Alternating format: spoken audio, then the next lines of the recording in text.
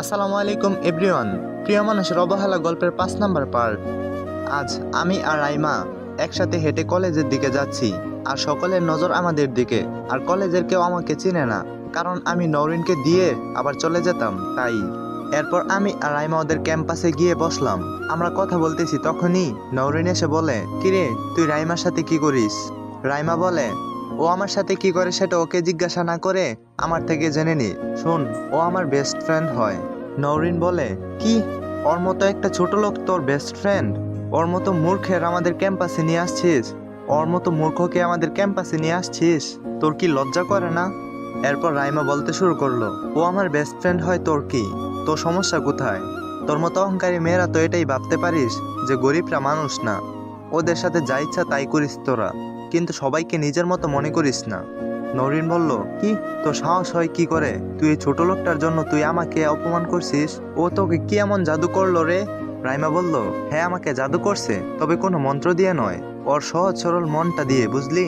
আর আমি এখন তোর সাথে কোনো রকম কথা বলতে চাই না, তুই প্লিজ এখান থেকে চলে যা।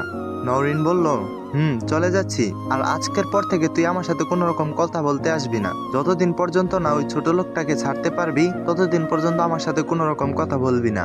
রাইমা বলল, আরে সেটা তো আমি তোকে বলতে চেয়েছিলাম, যে আজকের পর থেকে তুই আমার সাথে আর কথা বলতে আসবি না। তোর সাথে আমার বন্ধুত্ব এখানেই শেষ, তুই এখন যা এখান থেকে। আমি বললাম, তুমি আমার জন্য কেন ম্যাডামের সাথে নিজের বন্ধুত্বটা নষ্ট করলে? আমি তো কলেজের বাহিরেই তোমার জন্য অপেক্ষা করতে পারতাম। রাইমা বলে, তুমি চুপ করো, বেশি বোঝো কেন? ওদের মতো বন্ধুত্ব আমার কোনো প্রয়োজন নাই। যারা মানুষের মূল্য দিতে জানে না, আমার কাছে তারা মানুষ না।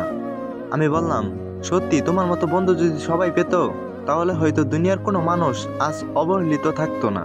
রাইমা বলে, হয়েছে, আর পাম দিতে হবে না, চলো আমার বন্ধুদের সাথে তোমাকে পরিচয় করিয়ে দিই। আমি বললাম, ওরা কি আমার সাথে পরিচিত হতে চাইবে? রাইমা বলল, চাইবে, কারণ ওরা নওরিনের মতো অহংকারী না। আর যদি কেউ তোমাকে কিছু বলে, তাহলে আমি তো আছি নাকি? আমি বললাম, চলো। এরপর সবার সাথে পরিচয় করিয়ে দিল রাইমা। ওর সব বন্ধুরাই ওর মতোই, ওদের সাথে পরিচিত হয়ে ভালোই লাগছিল।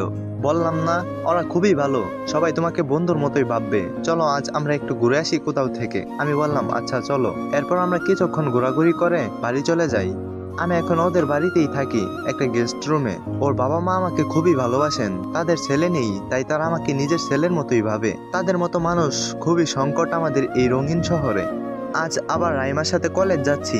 আজও দেখলাম নওরিন ওই ছেলেটির সাথে দাঁড়িয়ে হেসে হেসে কথা বলছে, কিন্তু আমার কেন জানি না খুব কষ্ট হচ্ছে। মনে হচ্ছে ওকে গিয়ে বলি, নওরিন আমি তোমাকে অনেক ভালোবাসি, প্লিজ তুমি ওর সাথে কথা বলো না। কিন্তু আমি তো ছোট লোক, আমি তো মূর্খ, কখনোই ও আমাকে মেনে নিবে না। এগুলো ভাবছিলাম, তখনই, কিরে ছোট লোকের বাচ্চা, তুই আবার আজও এসেছিস? তা তুই কি রাইমার বডিগার্ড হিসাবে কাজ করিস নাকি? এটা বলে ও খুব হাসতে লাগলো, আর সবাই ওর সাথে তাল মিলিয়ে হাসছে। তখনই রাইমা বলে উঠলো, এই তুই সাবধানে কথা বলবি, ওর সম্পর্কে একটা বাজে কথা বলবি না, তাহলে কিন্তু আমার থেকে খারাপ আর কেউই হবে না। নওরিনের সাথে দাঁড়িয়ে থাকা ছেলেটা বলল, কেন, কি করবি রে তুই? তোর এই বডিগার্ড দিয়ে আমাদের মার খাওয়াবি নাকি? তারপর রাইমা বলতে শুরু করলো, আমি তো তোদের মতো নীচ নই, তবে তোরা যদি ওকে নিয়ে আরেকটা বাজে কথা বলিস, তাহলে তোদেরকে এই কলেজ থেকে রাস্টিকেট করাতে বাধ্য হব, আর এমন অবস্থা করব যে জীবনেও লেখাপড়া করতে পারবি না। রাইমা এগুলো বলার পর চুপ করে যায়, কারণ রাইমার বাবার এই এলাকায় খুব একটা ডাকনাম আছে, আর এই কলেজে ওর বাবার একটা ভালো সম্মানও আছে। এরপর রাইমা আমাকে নিয়ে ওখান থেকে চলে যায়, আর ওরা আমার দিকে কেমন জানি একটা রাগি চোখে তাকিয়েছিল। এরপর রাইমা ওর ক্লাসে চলে যায়, আর আমি ক্যাম্পাসেই বসেছিলাম। আর তখনই নওরিন এসে বলতে শুরু করলো, এই হারামজাদা ছোট লোকের বাচ্চা, তুই রাইমার সাথে কি লটরপটো শুরু করছিস নাকি? ওর সাথে তুই কোনো নোংরা কাজ করছিস না তো? তোদের তো আবার বিশ্বাস নেই, কারণ তোরা নিজেরা তো পরের ঘাড়ে বসেই ভালো খেতে পারিস, আর সেই কারণেই তুই হয়তো ওকে বিষয়ে ব্ল্যাকমেল করে এখন ওর মাথা খাচ্ছিস। কি এমন মন্ত্র করেছিস যে এখন তোর জন্য এত কথা বললো? আমি কিছু বলবো তার আগেই তাতে তোর এত জ্বলছে কেন? ওর জন্য আমি কি করব সেটা আমার বিষয়, তুই কেন নাক গলাতে আসছিস? ও তো আর এখন তোর বাড়ির চাকর না, তোর গোলাম নয় যে তোকে যা খুশি তাই বলবো। তা ওর সাথে তোর কি সম্পর্ক যে তুই ওর হয়ে কথা বলছিস? আর ও সারাক্ষণ তোর সাথে কি করে?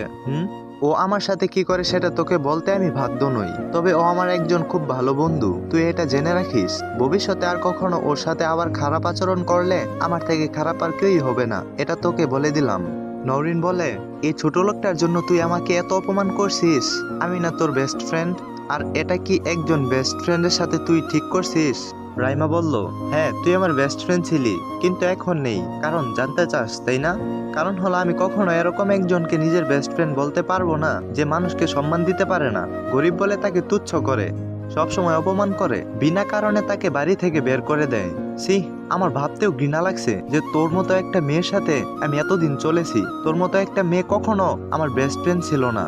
ও, এই জন্য তুই আমার সাথে কথা বলা বন্ধ করে দিচ্ছিস? কিন্তু তুই জানিস ও একটা মেয়ের সাথে অশ্লীল আচরণ করে এবং সে ওকে ব্ল্যাকমেইল করে যে যদি মেয়েটার কথা মতো কাজ না করে ও সেই মেয়েটাকে জেলে পাঠাবে। আর তখন ও সেই মেয়েটির সাথে মিশে আমার বাবার সম্পত্তি নিজের নামে করে নেওয়ার প্ল্যান করছিল।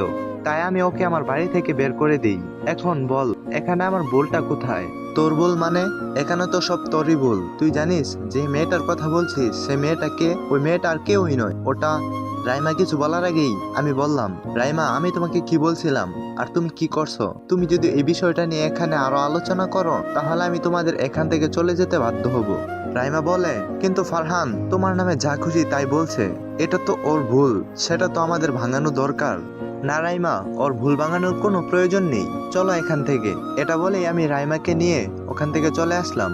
আজ মনটা খুবই খারাপ, কারণ নওরিন এখন আমাকে নিজের মতো করে যখন খুশি অপমান করে। ভেবেছিলাম হয়তো এখন আর নওরিন আমাকে অপমান করবে না, কিন্তু তার হলো না, কারণ নওরিন এখনো আমাকে অপমান করে। আমি জানি না নওরিন কেন আমাকে এত অপমান করে। যাই হোক, চলে আসলাম রাইমাদের বাড়ি। এভাবেই কেটে গেল 1 মাস। নওরিন এখন আমাকে যখনই সুযোগ পায় তখনই অপমান করে, কিন্তু আগের মতো এখন আর অপমান করতে পারে না, কেননা এখন রাইমা অধিকাংশ আমার সাথেই থাকে। আজ রাইমার এক বন্ধুর পার্টি আছে, সেখানে রাইমাকে ইনভাইট করছে, নওরিনকেও সেখানে ইনভাইট করা হয়েছে। আমি আর রাইমা এখন সেখানে যাচ্ছি। সেখানে পৌঁছানোর পর রাইমার বান্ধবী বলে, কিরে এত দেরি হলো কেন আসতে? রাইমা বলে, আর বলিস না, রাস্তায় যে জ্যাম, তার মাঝে যে আসতে পেরেছি এটাই অনেক। রাইমার বান্ধবী বলে, আচ্ছা ঠিক আছে, যা ভিতরে গিয়ে এনজয় কর। কোথা থেকে যেন নওরিন এসে বলে, কিরে এখানে এই ছোট লোকটাকে নিয়ে আসছিস? তোর রুচিও বলতে হবে, ও কি করবে এখানে? মগার মতো দাঁড় করিয়ে রাখার জন্য এনেছিস নাকি? রাইমা বলল, তুই মুখ সামলিয়ে কথা বল। আজ যদি এখানে কোনো রকম সিন ক্রিয়েট করিস তাহলে মনে রাখিস আমি তোর এমন অবস্থা করব যে তুই ভাবতেও পারবি না। এরপর আমরা ওখান থেকে চলে আসলাম, আর আমি দেখলাম নওরিনের সাথে সেই ছেলেটি আজও আছে, আর নওরিন অনেক ড্রিঙ্ক করেছে। এরপর যে যার যার মতো এনজয় করতে লাগলো। তখন আমি আর রাইমা ওখানে একটা নাচে অংশ নিলাম। আমরা যখন নাচছিলাম তখন সবাই আমাদের দিকে তাকিয়েছিল, আর নওরিনও তখন আমাদের দিকে তাকিয়েছিল। ও হয়তো ভাবতেও পারেনি যে আমি নাচতে পারবো। এরপর আমরা পার্টি শেষ করে বাড়িতে চলে আসছিলাম, আর তখনই একটা চিৎকারের আওয়াজ শুনতে পেলাম। যতই সামনে যাচ্ছিলাম ততই চিৎকারের আওয়াজটা চেনা চেনা মনে হচ্ছিল, আর হঠাৎ করে তখনই। তো পরবর্তী পর্বের জন্য অপেক্ষা করুন, আর পুরো গল্পটা শোনার জন্য ধন্যবাদ সবাইকে।